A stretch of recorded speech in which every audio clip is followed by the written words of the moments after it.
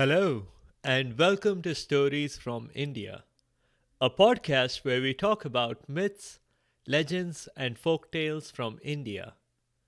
I am your host, Narad Muni, and I'm a mythological character myself. I have the gift of eternal life and knowledge of the past, the present, and the future. By profession, I'm a traveling musician and a storyteller. So, the way I'm doing my job is by podcast. In this episode, we are doing a Vikram and Betaal story. We have done 5 Vikram and Betaal episodes before, but you don't need to have heard any of them before because these stories are all standalone. There's a framing narrative around all of these stories, which you will find in episode 5 Kingly Duties. All of these episodes are linked in the show notes. Here's a quick summary. Vikramaditya, or Vik, was a wise king. Once, a rishi gave him a gift, a mango, and then another mango the next day, and the day after. This became a habit until one day, Vik discovered that the mango actually contained a precious gem. To repay him for the gifts, the king agreed to the rishi's request of fetching him a betal from the crematorium. A betal is a reanimated corpse or a revenant. In some translations, it has been approximated to a vampire or a zombie. But strictly speaking, none of those labels exactly match what a betal is. Check out mini episode 46.5 for more info on betals. Anyway, this betal mostly loved hanging down from a tree like a bat. Though he did not want to be captured, the king managed to do that pretty easily. While Vik was carrying the betal to the rishi, the betal told him a story, which was actually a lateral thinking puzzle. The king just could not resist answering the betal at the end of the story. But every time he did, the betal escaped back to the tree. This happened about 25 times. We have covered 5 of those stories, and in this episode, we'll cover another one. So our story begins back at the crematorium. Again, with Vik walking towards the rishi. Again, with the captured betal on his back. Again. The betal began with his usual pretext that it was a long walk to the other side of the crematorium. It was like a whole half a kilometer or something. He said that this was time enough for him to tell the king another story. Vik did not reply to that.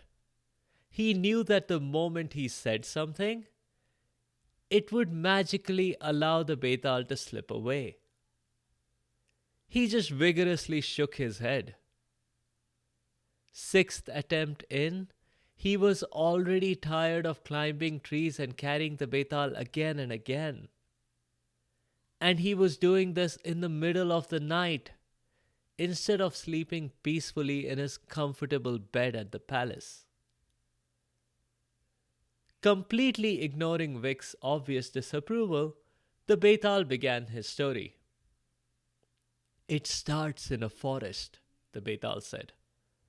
Not a dark forest like many on Narad's podcast. Just a regular out-of-the-way place where a prince and his friend might go on a hunting trip without expecting to stumble on someone else from a rival kingdom. So, when Prince Rajkumar and his friend Mantri went on a hunting trip into said forest, they were not expecting to meet royals from another kingdom.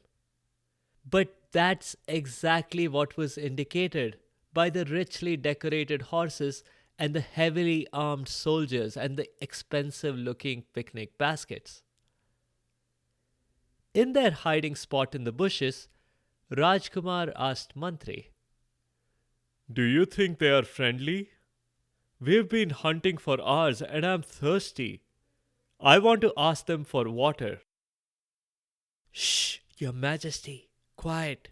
It's not a good idea to approach them right now," replied Mantri. "How do you know?" asked Rajkumar. "Elementary, Your Majesty. The soldiers have their hands on their swords. They're expecting trouble." "Well, I'm going to try and swipe one of those picnic baskets," said Rajkumar. Despite the look of disapproval on Mantri's face, Rajkumar crept away from his hiding spot. He decided to circle around the soldiers. It's likely that the picnic baskets would be somewhere there. As he got closer, he did see someone. It was a princess, and the most beautiful one he had ever seen. And she saw him as well. Her expression was a bit hard to read. But after a while, she took the flower that was in her hair. She touched it to her ear, then bit it with her teeth, dropped it on the ground, stepped on it, picked it up, and touched it to her heart. Rajkumar cringed at that last action, but she ignored him and walked away.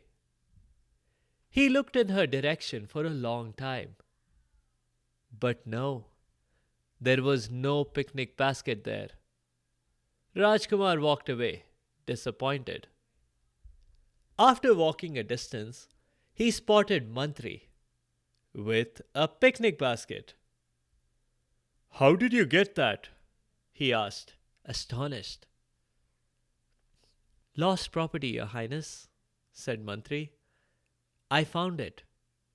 Of course, the owner doesn't know that she's lost it yet." "Dig in, Your Majesty." Rajkumar grabbed a vada pav from the basket and a can of mango lassi. He said, "Lucky you. All I got was a weirdo princess. You won't believe what she did." He explained quickly how she had taken off the flower from her hair, touched it to her ear, how she bit it, stepped on it, and touched it to her heart. I mean, can you imagine picking up a flower from the dirty ground and touching it to your chest? Ew! All the germs. What a weirdo. I hope I don't have to meet her again. "Your Majesty," said Mantri, "you might change your mind. Let me explain. She was really giving you her name and address." "What? Why didn't she just say it? Or hand me her business card or give me her social media handle or something?" asked Rajkumar. "I'm not sure why she didn't just say it, but she indicated her ear with the flower, and that means she's from Karnataka, which, as everyone knows, is famous for Carnatic music. She bit the flower, which means her father is King Dantavad. When she stepped on it, she meant her name is Padmavati. And lastly, when she touched the flower to her heart, she means you've stolen it." "I didn't steal the flower. She took it with her." "No, Your Highness, not the flower. You've stolen her heart." "Seems awfully silly to me," said Rajkumar. "Why not just print a few business cards? Or just tell me all of those things directly herself?" "It might be a test, Your Highness.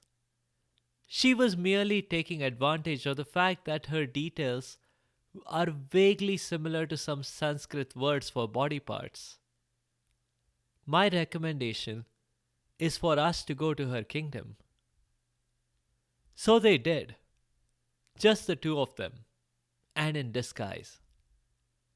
When they reached Padmavati's capital city, the very first home they came to belonged to an old lady. She sat outside her house, making garlands out of flowers.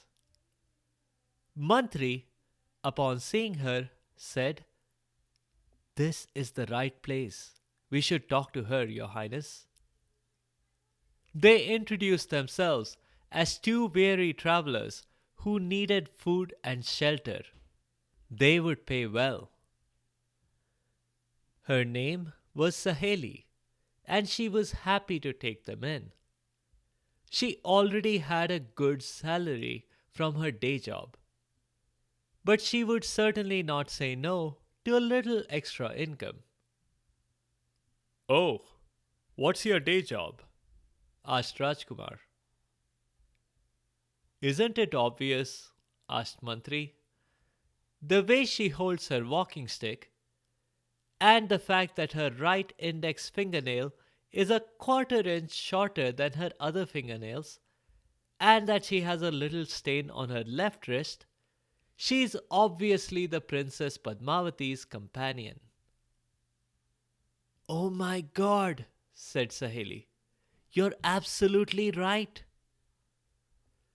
Rajkumar gazed at Mantri with new respect. "You see, but you do not observe," said Mantri. He was deliberately not addressing the prince with an honorific. They were in disguise after all. Rajkumar had a message to pass on to the princess. "Tell her the chap she met in the forest is here." Saheli happily agreed to pass it on to the princess, especially when Rajkumar promised to tip her well. But the next day, she wasn't so happy with the decision. When Padmavati heard the prince's message, she dipped her hands in chandan, or sandalwood paste, and in a very surprising move, she slapped the old lady across the face 3 times. She then kicked her out of the palace and made her exit via the west gate. Even though Saheli tried to protest that her home was easier to reach from the east gate. Saheli was definitely upset. But what could she do? She had no one to complain to. The king was unlikely to be impartial here. She went home, angry. She burst out at Rajkumar and Mantri, cursing them. But she also described what had happened. Rajkumar was upset too, and he promised to pay for medical damages. But Mantri burst out laughing. "Don't you see?" he said. "She wants you to go to the west gate 3 hours after the moon rises tonight." Now, the moon is called Chanda and sandalwood is Chandan, so that was enough of a link to convince Mantri. Seems like a stretch to me, but if it was good enough for Mantri, it was good enough for Rajkumar. So the prince did go to the west gate at the appointed time. And sure enough, Padmavati was waiting there for him. They had a long conversation, during which Rajkumar got to know a lot more about Padmavati. The princess, who was a bit like Sherlock Holmes, or like Mantri, had already gleaned a lot from one glance at the prince. She was actually a little disappointed that Rajkumar had not figured out her address and name by himself. When the prince told her that it was his friend Mantri who had figured out everything, she had an idea. So when it was nearing dawn and time for the prince to go, Padmavati went and fetched a box of sweets. Especially for Mantri, she said. Rajkumar was not to eat them, no matter how delicious they seemed. That seemed like a strange request. But, hey, no problem, he said, and left, promising to return the next night. He went back to Mantri and told him the whole story and gave him the box of sweets.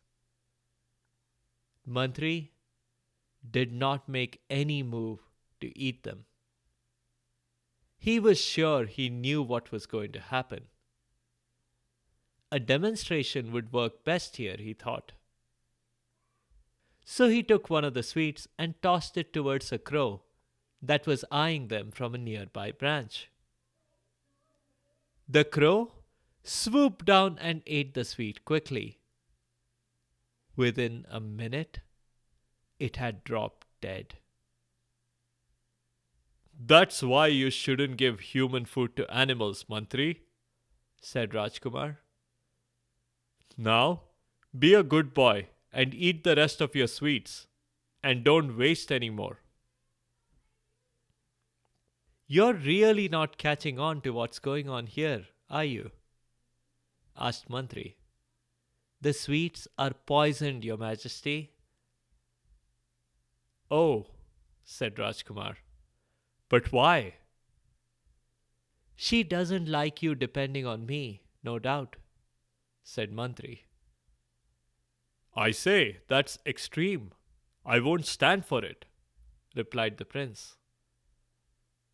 You're right, Your Majesty. Let's give her a fitting reply. This is what I want you to do. Go back to her. This time, she will probably let you into her chambers. She might even doze off after a while.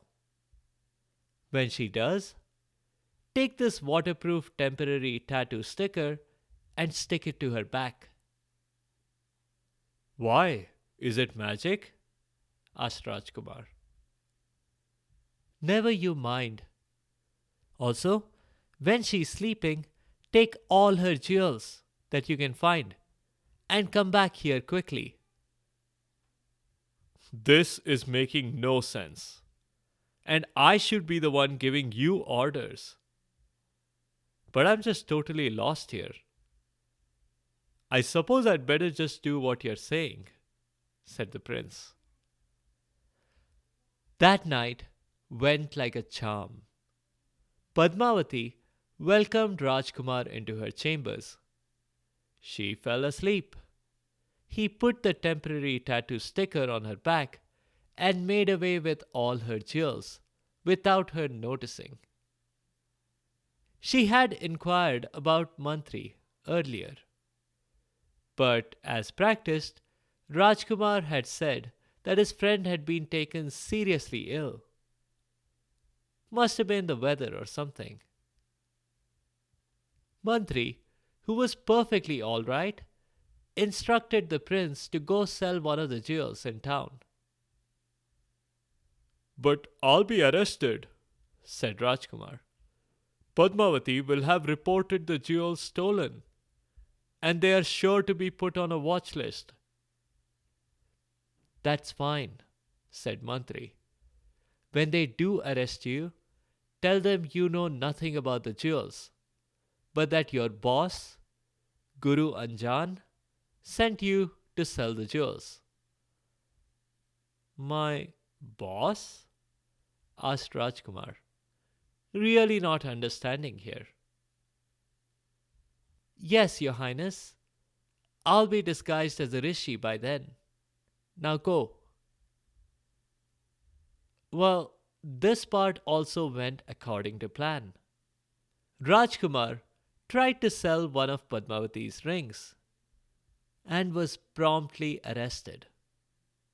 He was brought before the king, but he said that he knew nothing about the jewels. He was simply following the instructions of his guru. Mantri, disguised as Guru Anjan, was brought to court next. The king, Dantavad, demanded an explanation, and Anjan was happy to provide it. These jewels belong to my magic witch cow. What's a witch cow? Asked the king. Is it a witch who can turn into a cow? No, your highness, said Anjan. It's a cow who has magic powers. Last night, she came to my hut with all kinds of jewels and naturally gave them to me. She's my cow after all.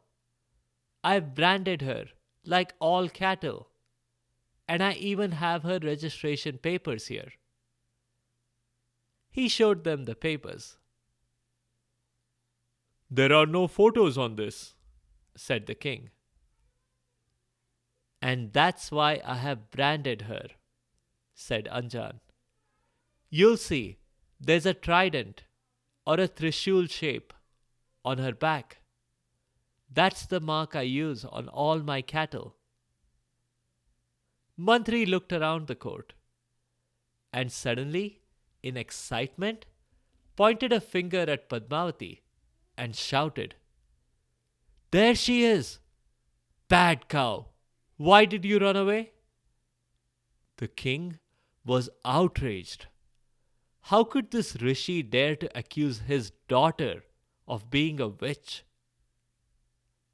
But this was a rishi, and a rishi, by definition, is extremely respectable. That's not a witch cow, that's my daughter, said the king. But a nagging doubt began to take hold of him. Hadn't his daughter always been doing strange things? What if she really was a witch cow? Guru Anjan asked the court, Make her show her back. I've branded her. If you find my trident mark on her, she's mine. King Dantavad was absolutely sure that his daughter didn't have any such thing.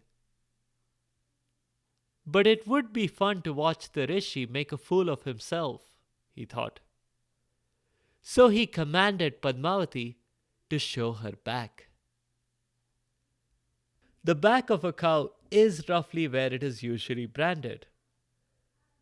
Guru Anjan's accusation was made plausible by the fact that no one had in fact actually seen the princess's back, including the princess herself. Padmavati had no choice except to let her back be examined by an impartial member of the medical staff. The ladies doing the independent examination let out a gasp. Yes, Padmavati did in fact have that trident mark on her back.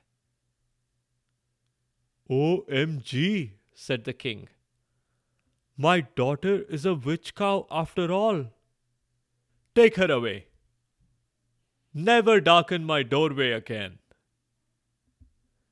So Padmavati, Rajkumar and Mantri made their way out of the palace. That's the end of the story, said Betaal.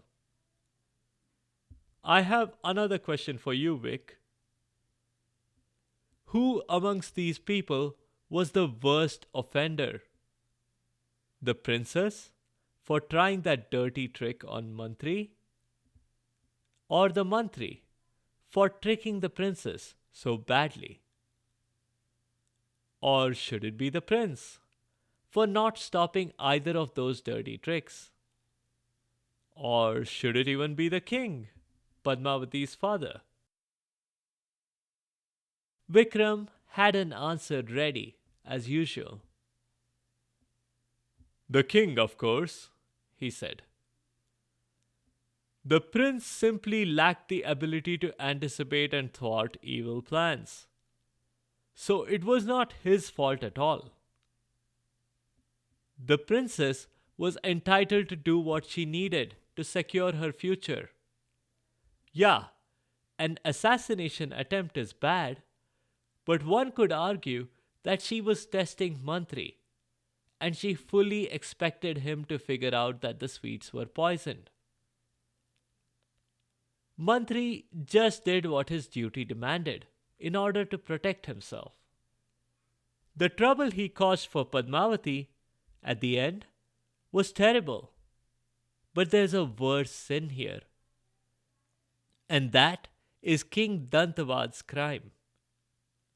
How could he betray his daughter who had trusted him? He believed a wild story about her being a witch cow, which is definitely a totally made up creature. Betrayal by someone you have trusted all your life is far worse than being humiliated by a complete stranger. Right again, Vic, said the Betal.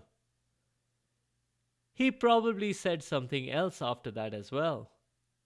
But Vic didn't catch it properly because the Betal was far away now. Having slipped away the moment Vic started speaking, the Betal went back to his tree and hung there again. Vic sighed and began walking back to the tree to fetch the Betal again. That's all I have for now. A few notes. As is the custom on this show, the names of the characters represent the roles that they play. Rajkumar is the Hindi word for prince. Mantri is the Hindi word for minister, which is not strictly accurate because Mantri was technically the minister's son and not the minister himself. Saheli means a female companion because that's what the old lady was. There's no real conclusion to the story. Was Padmavati happy to be with Rajkumar?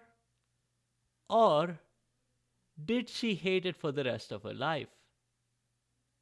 I personally would like to believe that she managed to give Rajkumar and Mantri the slip. It would be taxing to have all your actions watched like a hawk by Mantri, or unappreciated by Rajkumar, who was clearly unsophisticated. In the next episode, we'll go back into the Mahabharata. We'll examine the next tragedy to hit Hastinapur. If you have comments or suggestions, or if there are particular stories you would like to hear, please do let me know by leaving a comment or a review on the site sfipodcast.com or tweet at sfipodcast. You can also find me on Instagram and Facebook. Be sure to subscribe to the show to get notified automatically of new episodes. Thanks to all of you listeners for your continued support and your feedback. The music is from purpleplanet.com. That's purple-planet.com. I'll see you next time.